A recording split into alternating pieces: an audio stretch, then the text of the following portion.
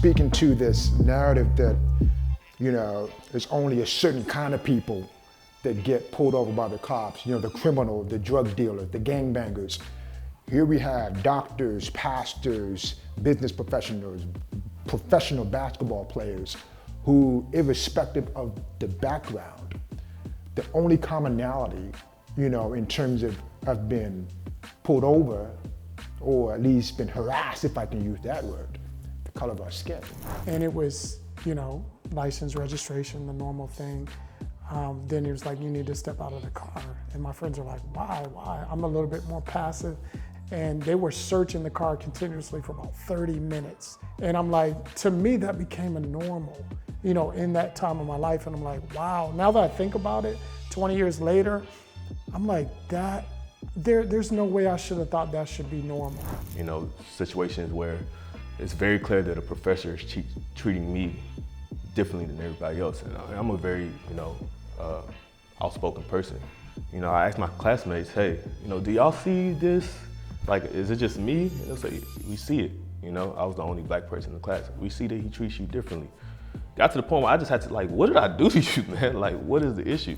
My parents, when they came to America, they went to Jackson State, in Mississippi, you know what I'm saying? Especially during that time. So I think at a young age, my dad let me know, yeah, you're black, because they're gonna treat you like you're black. You mentioned that your parents went to Jackson State. A lot of Nigerians back in the Gap went to HBCUs. Why? Because that was the only place that could go. That was the only place that would accept them. They couldn't get into these primarily white institutions.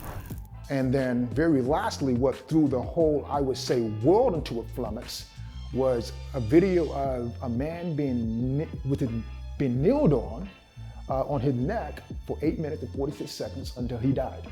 What was your first initial reaction?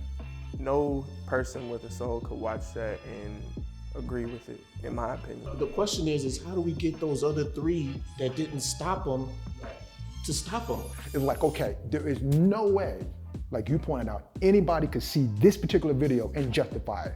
When would it stop where we can just call it for what it is, irrespective of your race or your political ideology, that this is evil?